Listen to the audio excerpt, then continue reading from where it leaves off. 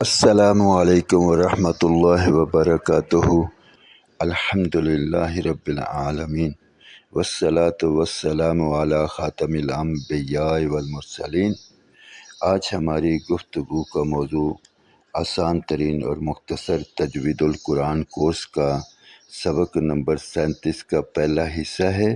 کل بھی ویڈیو بہت لمبی ہو گئی تھی، جس پر بعض ساتھیوں نے کہا کہ آج کی ویڈیو بہت لمبی ہے، اس لیے آج کی ویڈیو کو 2 حصوں میں بنایا جا رہا ہے۔ مسلم شریف کی ایک حدیث میں حضرت ابن عباس رضی اللہ عنہ سے روایت ہے کہ نبی مکرم صلی اللہ علیہ وآلہ وسلم ایک مرتبہ تشریف فرما تھے۔ نبی مکرم صلی اللہ علیہ وآلہ وسلم نے ارشاد فرمایا کہ آسمان کا ایک دروازہ آج کھلا ہے جو آج سے قبل کبھی نہیں کھلا تھا۔ پھر اس میں سے ایک فرشتہ نازل ہوا۔ نبی مکرم صلی اللہ علیہ وآلہ وسلم نے ارشاد فرمایا، یہ ایک فرشتہ نازل ہوا ہے جو آج سے قبل کبھی نازل نہیں ہوا تھا۔ پھر اس فرشتہ نے عرض کیا کہ 2 نوروں کی بشارت لیجئے جو آپ سے قبل کسی کو نہیں دیے گئے، ایک سورہ فاتحہ، دوسرا خاتمہ سورۃ البقرہ، یعنی سورہ بقرہ کا آخری رکوع۔ ان کو نور اس لیے فرمایا کہ قیامت کے دن اپنے پڑھنے والے کے آگے آگے چلیں گے۔ ہم بلا تمہید ہی قاری صاحب کی طرف چلتے ہیں سبق نمبر 37 کے حصہ اول کے لیے۔ آسان اور مختصر تجوید القرآن کورس کی الحمدللہ یہ کلاس نمبر 37 ہے، اور کلاس نمبر 37 میں ان 7 حروف کے بارے میں پڑھیں گے۔ ان حروف میں سے یہ 2 حروف عین اور حا، ان 2 حروف کی ادائیگی تھوڑی مشکل ہے، بقیہ حروف کو ادا کرنا مشکل نہیں ہے۔ یہ 2 حروف حمزہ اور ہا، یہ 2 حروف حلق کے نیچے والے حصے سے ادا ہوتے ہیں۔ یہاں پر آپ دیکھیں، یہ ہے حلق، عربی میں اسے حلق کہتے ہیں اور اردو میں گلا۔ اور حلق کے 3 حصے ہیں، یہ جو نیچے والا حصہ ہے اس حصے سے یہ 2 حروف ادا ہوتے ہیں، حمزہ اور ہا۔ یہ جو حرف ہے حمزہ، اگر اسے پڑھیں تو یہ پڑھا جاتا ہے حمزہ حمزہ، لیکن قرآن پاک میں یہ حرف اس طرح نہیں پڑھا جاتا، حمزہ حمزہ اس طرح نہیں پڑھا جاتا۔ آپ یہاں پر دیکھیں، لکھا ہے الف پر کوئی حرکت آ جائے تو الف کو حمزہ پڑھیں گے۔ جیسے یہاں پر دیکھیں، یہ ہے الف، الف کے اوپر زبر ہے، جب الف کے اوپر زبر ہے تو یہ الف الف نہ رہا بلکہ یہ حمزہ بن گیا، تو اسے پڑھیں گے حمزہ زبر آ، حمزہ زبر آ۔ یہ جو آواز ہے آ آ، یہ حمزہ ہے۔ اسی طرح الف کے نیچے زیر ہے تو اسے پڑھیں گے حمزہ زیر ای، حمزہ زیر ای۔ یہ جو آواز ہے ای ای، یہ حمزہ ہے۔ اور قرآن پاک میں یہ اس طرح پڑھا جائے گا۔ یہاں پر آپ دیکھیں، یہ لفظ ہے الحمد، اس لفظ کے شروع میں الف کے اوپر زبر ہے، لہٰذا یہ بن گیا حمزہ زبر آ، تو اس کی جو آواز ہوگی وہ یہ ہوگی الحمد۔ تو شروع میں یہ جو آواز ہے ال آ آ آ، یہ حمزہ ہے۔ اسی طرح اس لفظ کو دیکھیے گا، یہ لفظ ہے ایاک، اس لفظ کے شروع میں الف اور الف کے نیچے زیر ہے، یہ بن گیا حمزہ زیر ای۔ اور یہ جو آواز ہے ایاک ایاک ای ای، یہ جو شروع میں ای ای یہ آواز ہے، یہ حمزہ کی آواز ہے۔ تو یہ جو حمزہ ہے آپ کو معلوم ہو چکا کہ قرآن پاک میں یہ کس آواز کے ساتھ پڑھا جاتا ہے، کہ الف کے اوپر اگر زبر زیر پیش یا کوئی حرکت آ جائے تو پھر وہ حمزہ کی آواز دے گا۔ حمزہ کی اس کے علاوہ بھی کچھ تفصیل ہے، اب اس کی طرف چلتے ہیں۔ اب یہاں پر دیکھیں، لکھا ہے الف پر جزم آ جائے تو الف کو حمزہ ساکنہ پڑھیں گے۔ حمزہ ساکنہ کو ہمیشہ جھٹکا دے کر پڑھتے ہیں، اس کا مطلب یہ ہے کہ یہ ہے الف، الف کے اوپر جزم، جب الف کے اوپر جزم ہو تو پھر اس الف کو الف نہیں پڑھیں گے بلکہ اسے حمزہ ساکنہ پڑھیں گے۔ اب یہاں پر الف کے اوپر جزم ہے، لہٰذا یہ حمزہ ساکنہ ہے۔ اور قرآن پاک میں حمزہ ساکنہ صرف اس ایک شکل میں نہیں بلکہ مختلف شکلوں میں آپ کو دکھائی دے گا۔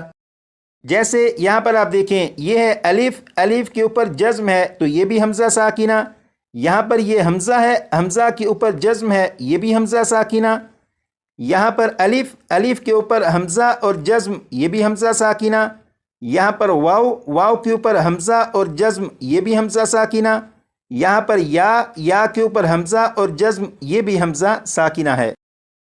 تو قرآن پاک میں آپ کو مختلف شکلوں میں حمزہ ساکنہ دکھائی دیں گے۔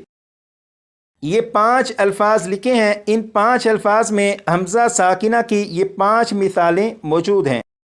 جیسے آپ دیکھیں یہ الف، الف کے اوپر جزم ہے یہ بھی حمزہ ساکنہ ہے، اور یہی حمزہ ساکنہ آپ یہاں پر دیکھیں الف، الف کے اوپر جزم ہے، یہاں پر حمزہ اوپر جزم، اور یہی آپ یہاں پر دیکھ سکتے ہیں حمزہ اس کے اوپر جزم ہے یہ بھی حمزہ ساکنہ، یہاں پر الف اس کے اوپر حمزہ اور جزم، اسے آپ یہاں پر دیکھ سکتے ہیں کہ اس لفظ میں الف، حمزہ اور جزم موجود ہیں۔ اسی طرح آپ ان دونوں کو ان دونوں مثالوں میں بھی دیکھ سکتے ہیں۔ حمزہ ساکنہ کی مختلف شکلوں کے بارے میں آپ کو معلوم ہو چکا، اب سوال یہ ہے کہ انہیں پڑھیں گے کس طرح۔ یہ جو حمزہ ساکنہ ہیں ان تمام حمزہ ساکنہ کو پڑھنے کا ایک ہی طریقہ ہے کہ انہیں جھٹکا دے کر پڑھتے ہیں۔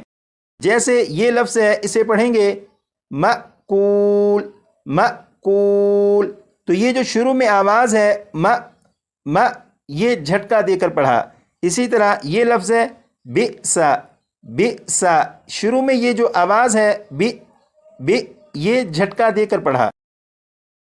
اسی طرح آپ یہاں پر دیکھیں یہ لفظ ہے، اس لفظ میں یہاں پر واو، واو کے اوپر حمزہ اور جزم ہے، لہٰذا یہ بھی حمزہ ساکنہ ہے، اور اسے پڑھیں گے یؤمنون، یؤمنون، تو یہ جو پڑھا گیا یہ جھٹکا دے کر پڑھا۔ حمزہ کے بارے میں آپ کو معلوم ہو چکا کہ قرآن پاک میں کن کن حالتوں میں کس کس طرح پڑھا جاتا ہے، اور یہ جو حرف ہے ہا، ہا کی ادائیگی بہت آسان ہے۔ ہا حلق کے نیچے والے حصے سے ادا ہوتا ہے، اور جب اسے پڑھیں گے تو آواز ذرا بھاری ہو، جیسے ہا، ہا۔ حمزہ اور ہا کی ادائیگی کے بارے میں آپ کو معلوم ہو چکا، اب الف کے بارے میں۔ الف کو اس کے مخرج سے ادا کرنا بالکل مشکل نہیں۔ الف کا مخرج ہے جوف دہن، یعنی منہ کا خلا، مطلب منہ کی خالی جگہ سے الف کی ادائیگی ہوتی ہے۔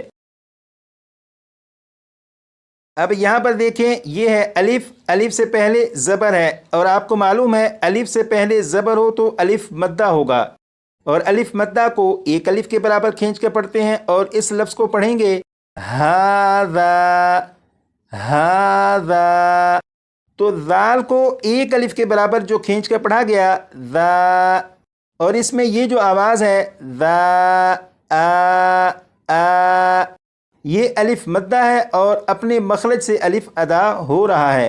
اگر آپ یہاں سے الف کو ہٹا دیں تو پھر یہ بن جائے گا ہاذا، ہاذا۔ اب آپ غور کریں کہ ذال پر جیسے ہی پہنچے تو آواز ختم، لیکن اگر ذال کے بعد الف لگا کر پڑھیں تو یہ بن جائے گا ہاذا۔ تو ذال کے بعد یہ جو آواز آ رہی ہے ذا، آ، یہ الف مدہ ہے اور الف اپنے مخرج سے ادا ہو رہا ہے۔ اسی طرح یہ لفظ ہے کانا، کانا، یہاں پر کاف کے بعد الف ہے اور اس کی آواز یہ ہے کا، آ، یہ الف مخرج سے ادا ہو رہا ہے۔ اگر آپ یہاں سے الف کو ہٹا دیں تو پھر یہ بن جائے گا کانا، کانا، لیکن اگر کاف کے بعد الف کو لگائیں تو پھر یہ بن جائے گا کانا، کانا۔ تو کاف اور نون کے درمیان جو آواز ہے کا، آ، یہ الف مخرج سے ادا ہو رہا ہے۔ حمزہ، ہا اور الف، ان 3 حروف کو ادا کرنے کے بارے میں آپ کو معلوم ہو چکا۔ ان کی آپ اپنے طور پر بھرپور پریکٹس کر لیجیے گا تاکہ ان حروف کو پڑھنے میں مزید بہتری آ سکے۔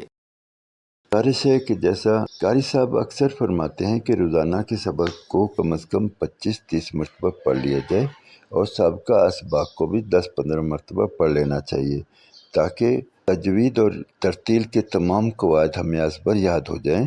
گزارش ہے ان باتوں کو اپنے دوست احباب عزیز و اقارب تک پہنچائیں، کو بھی اچھے انداز میں قرآن پاک پڑھنے کے لیے تیار کریں، بلکہ ایک قدم اور آگے بڑھتے ہوئے انہیں دوسروں کو قرآن پاک تجوید اور ترتیل کے ساتھ سیکھنے کے لیے تیار کرنے والا بنائیں۔